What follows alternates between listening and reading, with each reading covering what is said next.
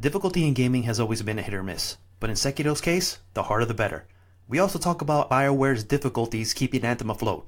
Will they ever be able to turn the game around? This is Advanced Level, a video game podcast, and the podcast starts right now.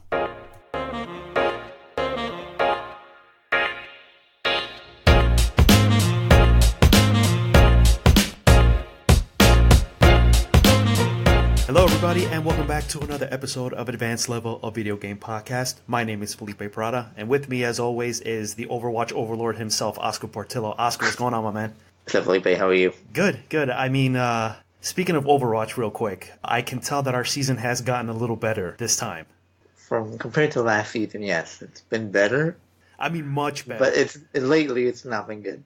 You know, you have said plenty of times that you're going to come across those sessions where everything is working for you, and then in a drop of a dime, everything is working against you, which we've had those type of matches. But Right. I think my maximum season rating was like 1296 or something. This season, my max was like 1609 or something like that. So, it is a much better season. Yeah, I will agree.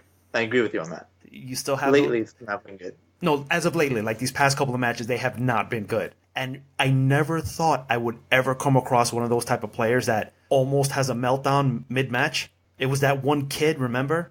Oh yeah, I've seen getting there, but yesterday I was not happy yesterday. Oh no, I can tell because just the way you logged off. You didn't even say bye. You're like, oh, I'll check you later. You just exited the group and you just logged off. Yeah, I thought to myself, yeah, dude, he's not happy. But in your defense, a couple of the matches we shouldn't have lost. That last one, I mean, I don't know how deep you want to get into this. That last one, I don't think we could have won either way. Why do you say that? Oh, you know what? Yeah, you really want to get far into No. this? Now that I think about it, you're right, because they were running double shields and they were barricaded in. Exactly. And they had a bastion in that corner behind them. Yeah, no, you're right. And I tried switching over from Ashe because you're right. Ashe was pretty much useless against those double barriers, and once they get barricaded in, it's difficult. So you're right. Yeah. Not to get too into it, but definitely a frustrating night. But then, we could have won that first one. Remember, we were up 99. I think we were. I don't remember exactly. Yeah, we were up 99%, right, or something like that. We were high. I hate those matches. I really do, because you lose the point at 99%, and then you end up losing the match. And you feel like that shouldn't happen, but it happens. It happens more than enough times. Well, it happens frequently. Yeah, I don't want to say frequently, but it happens enough where you notice. Like once every other day, it'll happen. Yeah, I agree. Definitely once every other day. I'll go ahead and go on record and to say once again, you were right when you told me, you know what? You should try using Widowmaker more. And I was like, I don't know. I just don't. I don't even know why you hesitate. Why you saying no? I don't know. Next thing you know, I switched to Widowmaker, and that very first match that I just decided to use Widowmaker, I was busting people left and right. It was on Blizzard World, remember? I feel like yeah. It was on Blizzard World, and to the point where they got so angry that they were coming after me only. Right. So once again, you were right again. I'll put it on record. But in this situation, no. In this instant. But then after you logged off yesterday, you went to your go-to game, which I see you playing a lot recently, which is Sekiro Shadows Die Twice. And I'm hoping that I said it right. I'm going to assume you said it right. Okay, I'm assuming I'm saying it right, and if I'm not saying it right, I apologize. But we have had the chance to do a Let's Play. You've been posting like a madman on Sekiro, and you've been posting the boss battles, the mini boss fights. Right. It seems like this game has really pulled you in, because it's not. Yeah, it's got hooks into me now. And lately, especially the last 2 or 3 days, once I got to a certain area and the world seemed to open up a little bit more. Now it's got its hooks into me. Because the only other game that I see you really delve into this much is Overwatch, and lately I've seen you kind of balancing both games. Yeah, I mean... So I think it's safe to say that, or maybe not, but is this game up there with Bloodborne? Oh, yeah, no doubt about it. It's safe to say that From Software has this specific formula on how to really pump out these games. Again, these games, it's not for everybody. No, absolutely not. So it's not... it's definitely an acquired taste. And now the big. I'm sure you've read the big thing online right now is this game too hard? But see, here's the thing. I know it's not fair to compare it to Bloodborne, but Bloodborne was... I think you can. I think you can. Okay, so I'll compare it to Bloodborne. For me, Bloodborne, and you could agree or disagree, Bloodborne to me is the best game on the PS4, hands down. Yeah, no, I'm gonna agree with you because I think we spoke about this a few days ago. Yeah, hands down. And the only reason I'm saying that is because, like how you said, it's an acquired taste. There's only a specific amount of people that really, really enjoy these type of games. I didn't think I was going to be one of these players that enjoys like Bloodborne, and I played Demon Souls and I played Dark Souls, and I don't know, maybe it was atmosphere, maybe it was the setting, but I played it enough to be like, wow, this game is rough. It's brutal. Then I went into Bloodborne, and for some strange reason, as difficult as it was, now mind you, I got a disclaimer from one of the employees at GameStop who told me, listen, this game is difficult, and we have had people return it because it's just that difficult. And the guy told me that as well, like, oh, this game's... He didn't say it like that. He said, oh, this game's hard. I was like, all right, well, yeah. And I went into it, and I absolutely loved the game. I loved it. Like I said, one of the best games on the PS4 to date. And yeah, I for me, it's still the best PS4 game. It's the best game of this generation. I don't think it's fair to be like, oh, well, the game is too hard. Well, it's from Software. They're known to make these type of games. Once again, I'll say it again. Why are you surprised that the game is that difficult? Because I don't know if it's true or not. Maybe you can clarify. It is difficult. It's not easy. It will kick your ass. You will die more than twice. I've seen... You'll die a lot more than twice. Like I said, you should make a video on all your deaths because they're freaking hilarious. When the guy... how I get in this weird situation. I think it was the Chained Ogre. He powerbombed you off a cliff. Yeah. Like, you don't see that sort of stuff. But did they release a patch to make the game easier? Or did I read that wrong? Yesterday's patch was... I'm guilty of this, so it is what it is. There's a lot of cheesing going on. Mm-hmm, right. And we saw it when you fought, I forgot which guy that was. Is it Ashina?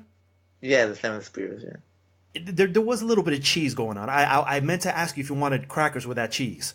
Again, I did read online a good way to describe cheesing is, listen, the game is hard enough as it is. To figure out a way to not get hit is almost a skill in itself. Now, I will say that I have been guilty of this too, because remember, in Bloodborne, when you fought Father Gascoigne, what was the one cheese where you had to hide behind that one tree and he couldn't hit you? Well, even in you can hide behind, I don't know, I'm assuming you know this, but you can hide behind the tombstones. Yeah, there was specific tombstones and a specific tree that you could hide behind. Right, and he won't, you could kind of dance around him. Until the last form. Yeah, because after the last one, he goes insane, and he's buck nasty. There was a point where I think the first time I beat him was just by luck, but he gets to these points where his patterns become so erratic. Yeah, especially in his final form. Like you said, just not getting hit is an achievement. I don't blame you, dude. I honestly do not blame you. Yeah, I was making fun of it, but you know what? In these sort of games, it's difficult to say I'm going to go through the game without cheesing. You can try, but I mean, I can't. I'm sure there's a guy online somewhere that can do it. But wait, he did it with or without using like a banana peel or fidget spinners? Because it seems like the guy on Reddit that he used a racing wheel. I mean, yeah, because these games aren't hard enough. Let me use a racing wheel. I mean, that's fine if you could do it, and I definitely try.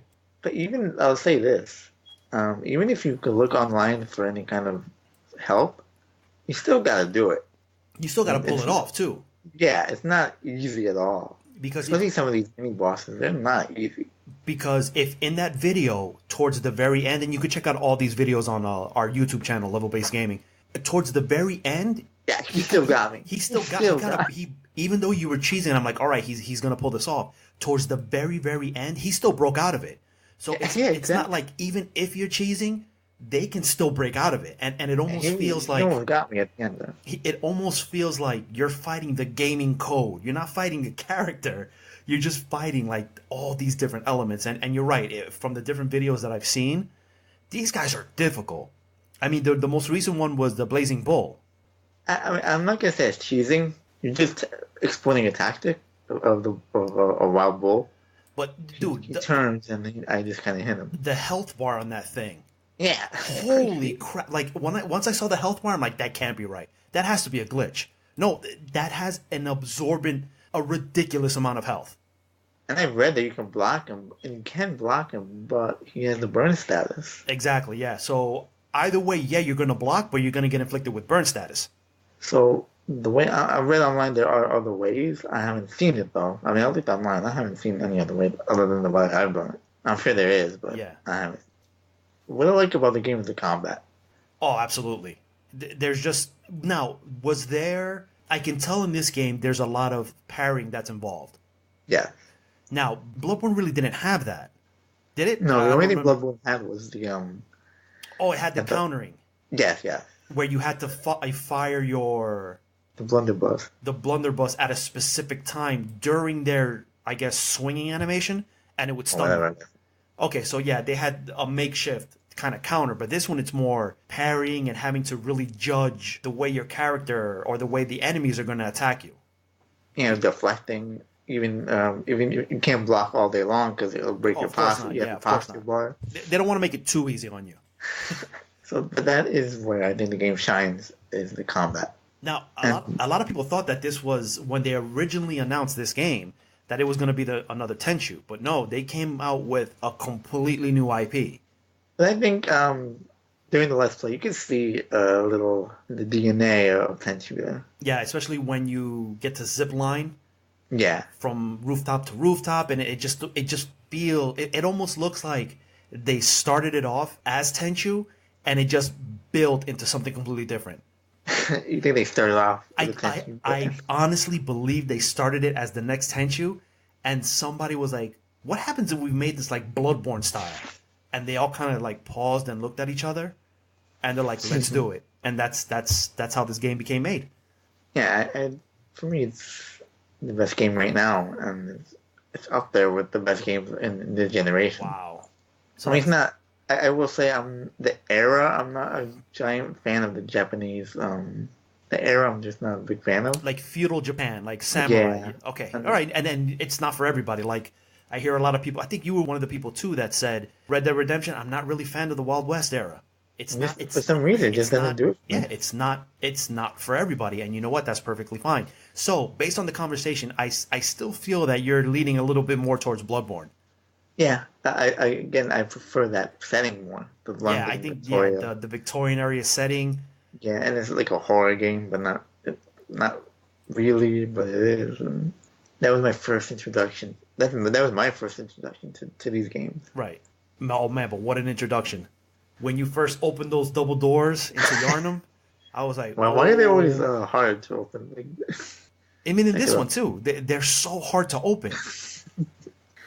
I will say this as far as the difficulty. There is two things to make note of. Okay. Number one, there's a training area. Oh, okay. And you mentioned it during the Let's Play. You know, if you stop playing for a while, you can just go back and train and you'll be fine. But that's good though, especially if you're out of it for a while, to go back into it, especially with a game as difficult as, let's say, a Bloodborne and Sekiro. You're going to get demolished by just the regular grunts, which has happened to me, especially when I go back to Bloodborne every now and again. I'm thinking to myself, yeah, I got this. And I get... No. No. And so that is... And I had a list of moves that you can go through to get yourself familiar. But I will also say, which I wish Bloodborne had, was you could map all the buttons. Okay. Yeah, Bloodborne I wish more games had this. Now, I know that the PlayStation has it in the menus. Right. You know, but to have it inside the game... It's just a bonus. I do appreciate that. Right now, my buttons are all over the place. And it was far... I almost got confused at a certain point. Right. How much I was changing them. Why are you complicating your life like that? I don't know. I needed to be comfortable. If I can do it, I wish every game had this.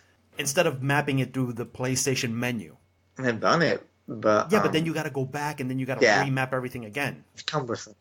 No, it is. It is. Because there are... So I appreciate that. Yeah, because there are certain games, and I can't think of it, one specific game off the top of my head, that the button layout is like, why would they do this? Like, I wish that there were a way for me to change the buttons, but not remap it where I have to go back and then unmap it for every single game. So or let's say you go from one game to the other, right? And both they're two different extremes. I like my attack stuff on the square X, that stuff. Okay, so you're that. Okay. And you remember on the Bloodborne, and the same thing here. It starts off attacking as R1, I think. Yes, you're right. And that was kind of weird to me. And I don't know if it's pressure sensitive. I don't know. But I like my stuff on square X and stuff like that. Yeah, you're used to sort of like the beat 'em ups, the button mashing. Yeah. No, yeah, so it makes sense. Who knows? Maybe there's a couple other things I looked online and it helps. But so far, I'm having a blast. And it's hard. We're veterans of gaming and stuff. Right.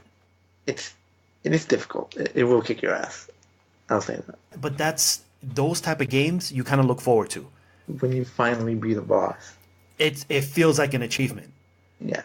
Because I remember when I beat the Moon Presence, I put the controller down and I felt a sense of achievement that I've never felt with any other game. Because when you just hit the mini bosses with just any boss, when you finally beat him for the 20th time, you've died so many times. But these type of games, I think they kind of teach you something. There's a difficulty and they're hard for a reason. Because it's a game of trial and error. Yeah. How many times have you gone into a boss? And I'm pretty sure it's happened to you in Sekiro as well. How many times it's happened to me in Bloodborne, where you're fighting a boss and you come to the point where you have a fingernail of health left on the boss and he beats you. And what ends up happening? You get upset, you get angry, and you're determined to go back and beat him again. So there's a little bit, it's teaching you resilience. It's teaching you, okay, and you know exactly where you went wrong. You rolled a little too long. You dodged when you should have weaved. You end up knowing your mistakes. So, people may say that, oh my God, this game is so difficult. But you know what? It's teaching you something. I think it's teaching you something. It is. It's teaching you, even the mechanics. When the bull does one thing, I do exactly what needs to, I turn. So, it's teaching you resilience, but it's also teaching you just the mechanics of what to do. Yeah, because it's trial and error. Okay, this didn't work. Let me try something else. Okay, that didn't work. Let me try something else. To the point where you get it and you say, okay, this is working until it doesn't work. And then you try something else, which these games, they do that. And you know what? It happened to me while I was playing The Surge, which is another game, a Bloodborne, Dark Souls-like game where I was encountering a boss. And man, this boss and it was the first boss. And he was tough to the point where I had to go like online and look at videos. I'm like, okay, I think I got him. I got him down to a fingernail, and I lost because I made a stupid mistake. Yeah, but again, you said to keep coming back. Yeah, I think what I love though is each boss you have to use a different skill. Of course, yeah. And that's what I love. That's another thing I like a lot. You can't do the same thing over and over again. No, because that wouldn't be a From Software type of game. Then that would go down along the lines of sort of like a button masher, where it's like, okay, you do the same mindless thing over and over and over again. There's genres for that. That goes down more of the lines of Dynasty Warriors, where you're just trying to kill as many. You're just trying to get that hit counter to reach 1,000. That's pretty much what that is. But so far, I'm liking it a lot. I definitely will finish it. Oh no, I know you're going to finish it. I want to say about 10 or 12 hours deep. That's not Overwatch numbers, but you're definitely... No. Hey, I'm trying, No, I know you're trying. But speaking of a game that I've been putting in a lot of time, I keep feeling like we're talking a lot about Anthem, but this is less about Anthem and more about Bioware. This is not going to be one of those segments where we go ahead and we trash Anthem and Bioware. That's not what this is about. If that's something that you want, then there's hundreds of videos on YouTube highlighting everything that's wrong. We're not even going to delve into the whole Jason Schreier Bioware expose. Because the only thing that article was able to confirm was just our suspicions of how video games are made. It's the culture. What's the word? The crunch culture. Mm-hmm. Okay, don't get me wrong. It's a really, really good article. It's a very good expose, and it's worth reading. But it didn't really tell us anything new about the actual video game development. For me, I was shocked to hear what was going on. That's something, again, I understand. I don't know if I want to go into this, but from the stuff that I heard, right. I was very surprised to read some of that stuff. No, and I'm interested to hear your take on it because the only thing that surprised me was the fact that, and oh my God, once again, you called it.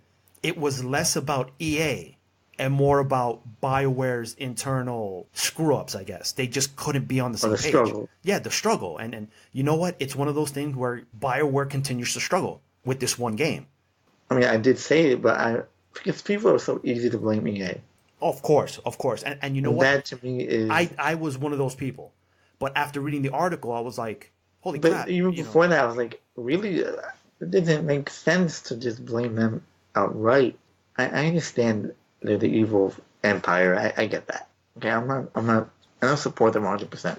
I mean, this is coming from somebody who works in a design background, okay? And you have BioWare on one end of the spectrum, and then you have Rockstar San Diego on the other, where they had their sort of expose claiming that teams were putting in 100+ hour work weeks.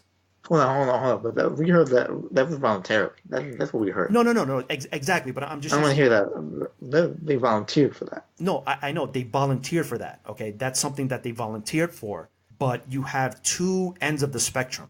I see. Two ends of the spectrum, both with drastically different outcomes. Mm-hmm. Okay, and the point that I wanted to make was I come from a design background. Okay, I work in a place where this type of culture... It takes place more than you think. I've had instances where a job that normally takes 1 week to complete, they want it done in less than 8 hours. I get that. I'm not saying that they're wrong, but to have internal fighting, that's the issue. I mean, I honestly think BioWare is not set up to be that type of live as a service company that EA wants. I don't think that they better find a way. But that's the thing, because it's now I'm a little confused. It's BioWare Edmonton and BioWare Austin that are left, because I know one of them was axed. I want to say Montreal. There were three of them. Okay. Wasn't it the one that worked on Andromeda? Yeah, I think so. It was Montreal that got axed. So now it's it's Edmonton and Austin. Okay. So they were probably thinking, we have that sort of experience going into, the MMO, games as a service. So, we could definitely make this work. But that's really not what's going on right now. Now, don't get me wrong. I'm having a lot of fun with Anthem. And as we speak, Anthem they released their new patch, adding another Stronghold mission, I believe.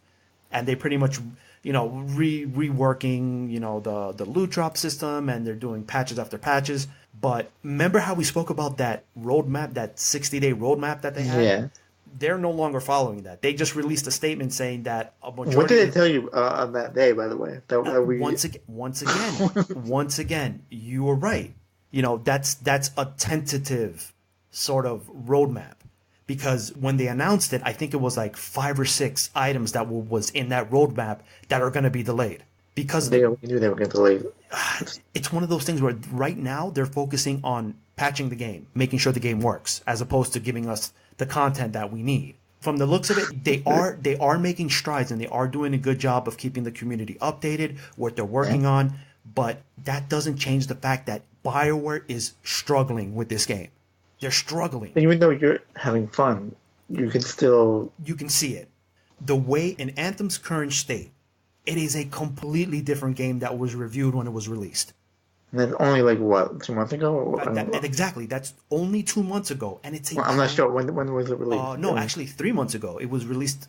No, wait. It is 2 months because it was released towards the end of February. Okay. So we're at March, April. We're towards the end of April. So yeah, it's 2 months. Okay. And remember... And even at this point, the game is now... It is not what it was originally. Granted, there is a lot of stuff that could be worked on, and there's still a lot of glitches that I run into, but the game itself is a completely different beast. What, in your opinion, what is the worst problem right now? Well, then again, some people have experienced different things. I could only tell you from your experience. The one thing that really got me upset was the fact that the great thing about it, they added daily, weekly, monthly challenges, right? Okay. Great. Love it. It gives you things to do. And there's this one daily mission where you have to complete free world missions. Like they're kind of like the random missions from Destiny. Okay. And the thing is, they don't show up as often as you would want. So when you do a mission, I came across this problem maybe 2 or 3 times last week alone. Okay. Where you do the mission, it's a very good mission. I think one of them was a Titan took down one of the Striders, and you're fighting. You kill all the enemies, and the mission doesn't complete. It doesn't register that you completed it. So you went through all that effort, and you have nothing. And you have nothing. But you need that mission in order to complete the daily mission. Oh, so you have to redo the mission to complete the daily mission. You have to redo the mission in order to get credit for the daily mission. Almost like what Division you do daily. Exactly. Okay. So that's the only thing, the worst thing that I've experienced. But the problem is, I've experienced that one thing frequently now. Oh boy. Now that's not deterring me from playing the game, because right before we got on, I just finished playing the new Stronghold mission. Very, very well done mission. Okay. So besides now that problem is that only on that particular mission, or it keeps happening to other? It keeps happening to other missions types. It doesn't happen during the Strongholds. It only happens when you're doing free play. Okay. It doesn't happen. I got it doesn't happen to me when I'm doing the contracts or the legendary contracts. It doesn't happen if I'm replaying a story mission on hard. It doesn't happen it only happens on one specific type of mission. It doesn't get me upset like other people where they're just, they're bashing the game. Right now they redid the loot drop system where you're getting a lot more masterwork items. I've heard that they've done. Again, I don't follow the game that hard, but just reading online and stuff, I've heard that they reworked the loot several times at this point. Yeah, as of right now, I think it's patch 1.1. The loot system is good right now because you're getting a steady drop of masterwork items. Now, the way it goes is, it's uncommon, common, rare, epic, masterwork, and legendary. Okay. Okay, that's sort of like it's exactly like Diablo. Okay. Right, and now the problem was originally where people weren't getting a steady stream of masterwork items. You needed to put in work just to get masterwork items. Were you having this issue? I definitely was having this issue. I was getting rare drops. It was mostly rare and epic drops. I wasn't getting masterwork, which prevents you from getting to that next level, going into Grandmaster, which I finally reached Grandmaster's difficulty 1. But is that after they fixed all the loot and stuff? Yes, after they patched all the loot, I was able to get enough loot to even start going into that Grandmaster difficulty. And I actually have a log that I've kept on the Anthem game, which you can actually check on levelbasedgaming.com. And you can even see in the way that, and I went back and I reread it, I'm like, wow, this game went through a lot of patches and they added a lot of stuff. Like if you go into the patch notes, the amount of stuff that they've done, like for people to continue to bash the game, I don't think it's fair. I mean, look at what, and I keep bringing it up. Look what Hello Games did with No Man's Sky. Look at what, Massive Games did with the Division. I get you on that. I think this is punishing the people that have to go through this right now. But why not? For me, I knew this was going to happen, so I'm just going to wait. Yeah. I mean, I might not ever get the game, but if I do, might not. But my point is, I know this is going to happen, so why wouldn't somebody just wait? No, you're right. And I went into it, like I said, with very little expectation. I knew what I was getting myself into. I'm enjoying the game. I know what to expect. So it for me, it's not like it's punishing me that bad, because if I feel like I'm at a point where I'm like, oh, this game's boring, I just stop playing it. And I'll wait for that next patch to come in. But what do you think they have, besides what you mentioned, that happened to you? Do you follow the community at all? Yes, I follow the community very, very heavily. Okay, so what is the main issue right now? The main issue right now, based on the community, now I'm part of 2 communities on the PlayStation as well. The biggest problem was the loot drops. That was the biggest concern, because a lot of people were being prevented from going into that next difficulty level because they couldn't find the necessary, whether it be the components or the weapons or, the assault, like they couldn't get to that point. Now, the one thing also is to go from normal to hard and then from hard to Grandmaster, the difficulty spikes were massive. It wasn't like, okay, maybe like how Diablo did it, where it was like, okay, normal, hard, then Master, then Inferno, and then it went into like all the other really, really hard ones. There's no ease into it. It's just hard and Grandmaster. This is like early Division. Yeah. Exactly. You hit the nail right on the head. Now, I wish they would have made it a way where they can be like, okay, normal, hard, master, then grandmaster. That would have Okay. kind of eased you in a little bit, because going from hard to grandmaster, oh man, let me tell you, that was a difficult pill to swallow. Trying to go through a stronghold where, thankfully enough, the team kind of carried me, Okay. and I'm kind of ashamed to admit it, but dude, Hey, that was the whatever only works, man. yeah, but that was the only way for me to get the necessary masterwork items to be able to say, okay, now I can solo Yeah, Grandmaster level because one. just to get to that point, and Just to get to that point, yeah. But oh man, it was, even going from normal to hard, man, it was rough. is the online stable? Or? Oh no, the online, I never really had a problem with the online component. Like, no, I didn't get kicked off. Yeah, there were kind of texture pop-ins every now and again, but whenever I play with somebody, nobody gets kicked off. There really hasn't been a major issue. Okay. The only major issue I would even say, I don't even know if this is a major issue, where there was like once or maybe even twice where I got stuck in the infinite loading screen.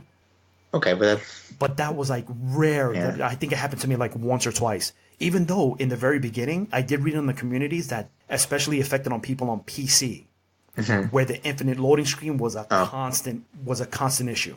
Now I'm speaking basically off of the PS4 forums. right. Yeah. No. The problems with having a PS4. But with everything that's being kind of released, you can definitely tell that Bioware is struggling just to keep up with the patches. Oh, so so they're struggling, but they're at least trying. Yeah, they're trying, but that doesn't mean that they're not having a difficult time. For them to openly admit, listen, we can't follow the roadmap structure, and all these items have to be delayed because we're trying to get the There's game. so much. And it's true. Like, you feel bad for them because there's only so much that they can do. They can't do any more.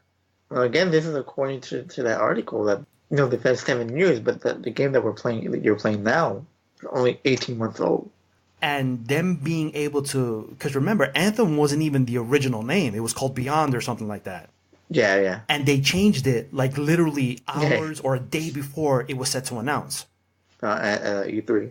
Oh yeah, it was at E3, where then they were like, okay, let's just call it Anthem. Like, I don't know, maybe it's just me. Like, you don't do that sort of stuff. I mean, I do feel bad for them, but again, this is, for me, this can sink them if they don't really get it to where it needs to end up. I do have faith in this game. I'm still having a lot of fun playing it. There's still quite a bit of people playing it. I will admit that the community has kind of died down. Like, they kind of abandoned this game a little bit because there's not as many people playing it as they normally would. But again, people just have, I haven't played the game, so I don't know exactly. But right.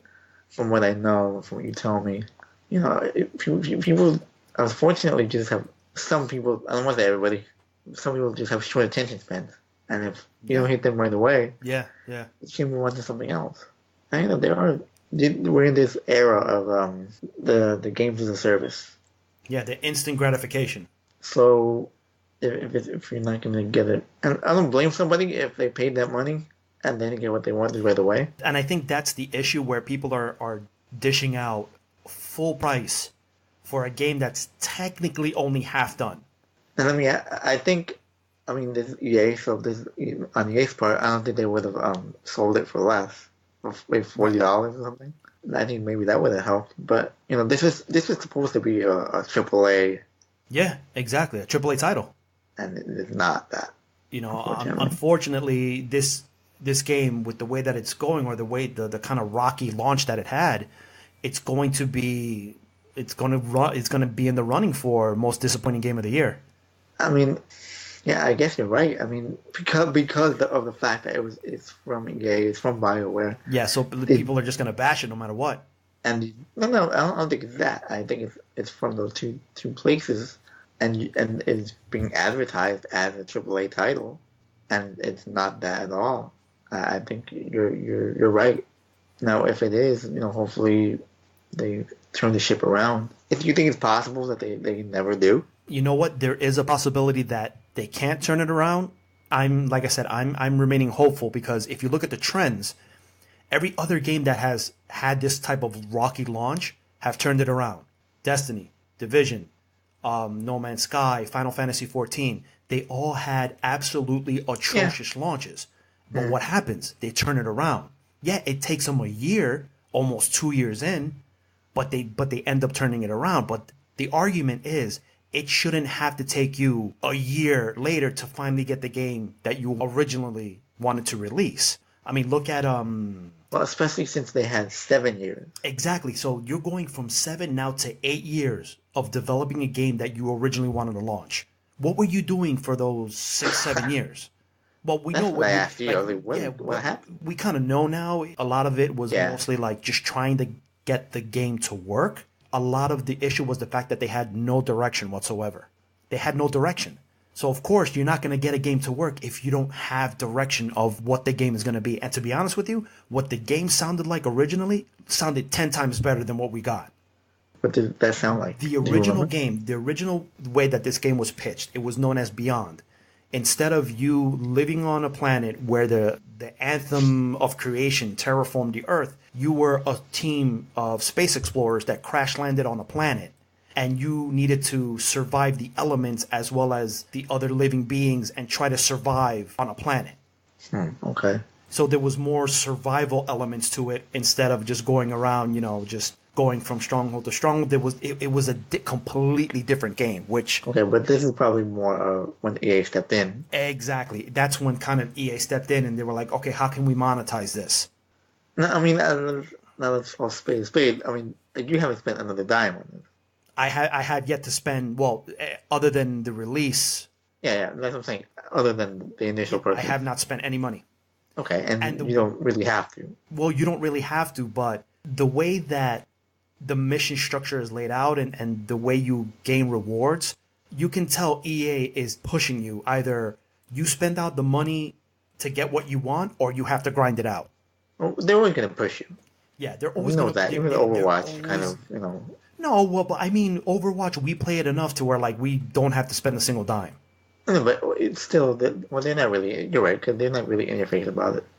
Yeah. I almost forget that you can buy them. Yeah, and that's the one thing that I appreciate. It's there, but it's not in your face. As opposed to Anthem, not only is it there, but it's in your face. Like, you can use your credits, which to buy, like, the armor... What's the word that I'm looking for?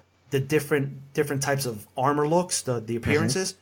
You have to spend, to get an entire set, you have to spend at least 60,000 credits. Now, for you to get 60,000 credits, the amount of grinding you have to do it's up there. But then there's that little icon on the side that if you spend money, you can get it for half the amount. And it's how much is it? 60,000. Like, well, I know you have, it's a different currency. Like, it's actually real world currency, and I forgot what it was called. But it's there and it's in your face. You spend the credits or you can spend the real world money to get. Does it give you any kind of advantage or it's all just appearance. Okay. Which is good. So there's no like pay to, even though, but then again there's no PvP. So you're still like, even if there was some sort of buff, it would actually help you and your team as opposed to, like a Division where you go into the dark zone and then you're getting one shotted. Right. I think I'm gonna get into the Division, by the way. Division 2? Yeah. No, we played it. It was a big step from the original Division. I've been hearing only good things about it. But then again, like I said, they have had the opportunity. Yeah. It's not their first. Do you remember all like the trials and tribulations we had with the original Division? I've heard good things about this one. I'm happy that they were able to, and I know for a fact I'll eventually end up getting the Division 2 as well. But, right now I'm just heavy into the Division. I'm not the Division, Anthem. Going back to your question, there is a possibility that, you know what? How long do you think it might take from, let's say, today? Oh, my God. From today, I would have to say, realistically, maybe a year and a half. Before the game is like, okay, this is a AAA game. Hopefully it's only a year in, but... between the patches, because the one thing I have noticed too is whenever they release a patch, something else goes wrong. But that's almost any game. Yeah, but that's almost any game. So you have to kind of pad the time to give them that extra time to sort of work out all the kinks for when they release a patch. Yeah, that's unfortunate. That's the way games are developed nowadays. Yeah. And that's why I said originally, when they told us this stuff, does this stuff really surprise you? It doesn't, but the game to be the way it is in such a state that's surprising. Yeah, like I said, for me, it's still surprising. The only thing that really surprised me was the fact that EA had very little to do with it. It was all Bioware. Just internal struggles. Yeah, just I'm like, oh my god, and I kind of felt bad because I know what it's like to go through that, to have very poor leadership and not a lack of direction, and unfortunately, like I've said in the past, product suffers. The product, and that's exactly what happened. You try to rush something, or you have a lack of direction, and then you try to release it just for the sake of releasing it. And well, eventually you have to release it. Yeah, eventually, what did Leonardo da Vinci say? You don't finish projects, you just abandon them.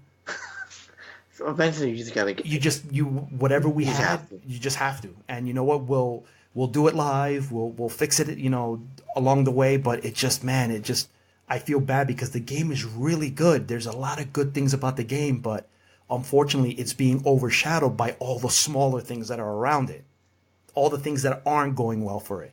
Because if you it's bad. It's a valid criticism. I mean, it's not. People are having these issues, so it's not like people are just making stuff up. Yeah, no, they're not making stuff up. And if you look at a lot of the forums and a lot of the YouTube comments, they're more. The ones that I've come across people that are enjoying the game as opposed to the ones that are just trashing it for the sake of trashing it. So there are a lot of people who are enjoying it. And whenever I go on, I never have to wait for a match. I'm always partnered up with somebody right away. So there are people that are playing it. We can just say it kind of fell off a little bit. Yeah, you can definitely tell off that the player count has dropped off, and that's why I think with this patch it's going to bring some players back, but ultimately it's all about how fast they can pump out the content to keep the players. Like what happened with us in the Division. We would get into it and then it would fall off and then there would be another major patch. We would get back into it. That's how it is. Like you said, we have a short attention spans. The DLC, so that's been delayed?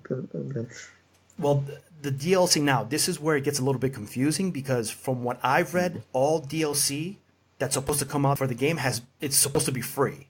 Oh, okay. That's what I read, but some people are saying that it's supposed to be paid DLC and that as a thank you to the community, they should release all the DLC for free, which I do agree with because that's what No Man's Sky has done. They released all the DLC for free. Now, I don't know if that's what EA is willing to do, but I think at this point, Bioware needs to do something. They need to do something to get the community back. And right now, the only other thing that I can think of is just you have to give whatever DLC you had planned for this game, you have to give it away for free. That would be the best way to hold on to... Not only hold on to the community, but when the game goes on sale, you could potentially get more players to buy the game. So, I mean, there was some talk and somebody had a rather interesting theory. And I mean, I really wish I would have known that person's name, but he said they should go down the route of what Square Enix did with Final Fantasy XIV, where they should completely reboot the game, apologize to the community, and just give us a brand new game. Because that's what Square Enix did with Final Fantasy XIV before they redid it and then they relabeled it Final Fantasy XIV A Realm Reborn. Didn't Destiny do that too? After the first year? Technically, yes, they did it with I forgot what it was. Not Dreadnought, because something the Taken King. Yes, technically that's what Destiny did with the Taken King. They completely rebooted the game. But remember, we were kind of out of it by that point.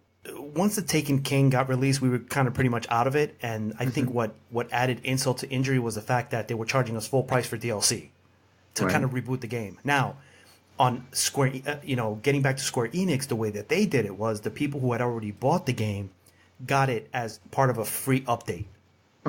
And the people who were like the new players who were buying it for the first time, they got the game at a discounted rate. I see. And now Final Fantasy XIV is one of the top MMOs out in the market right now. Easily up there with World of Warcraft. Like I said, is EA gonna do that? I don't know. I don't know if they're willing to sort of dish out that type of money, but they have to do something in order to say, listen, we listen to the community, we're sorry.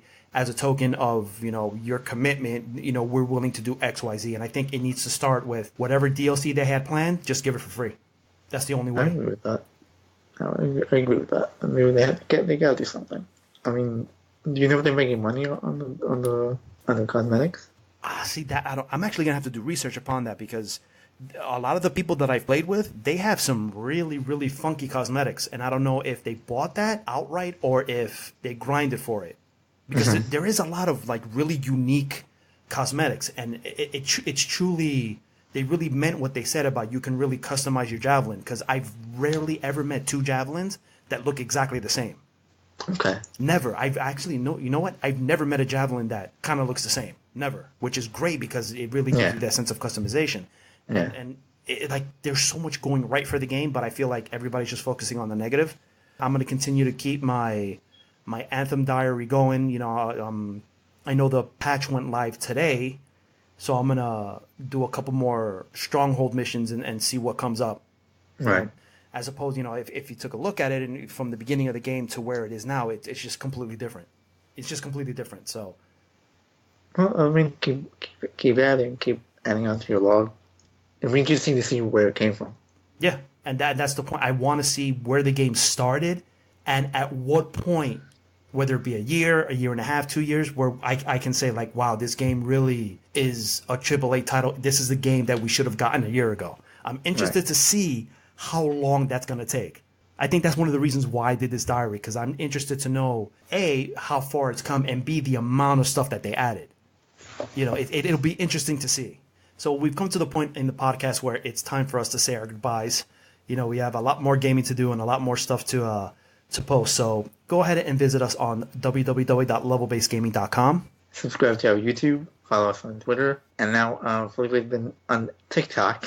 Yeah, we actually now have a TikTok page. You know, TikTok. That's going well, by the way. It's going well. We're trying to post some short, funny videos, little bloopers here and there. A lot of the stuff that we feel like, you know, we don't have the time to put on YouTube. We appreciate all you guys that are following us, giving us hearts on our videos, and we'll continue to try to post our bloopers and stuff like that. So, you know, just follow us on TikTok as well. You could find us under Level Based Gaming. So with that being said, novice when it comes to that. Yes, don't worry, I'll take care of that. So when you're commenting, you'll probably be me. With that being said, my name is Felipe Parada, and the other guy on the mic is Oscar Portillo. And we're out.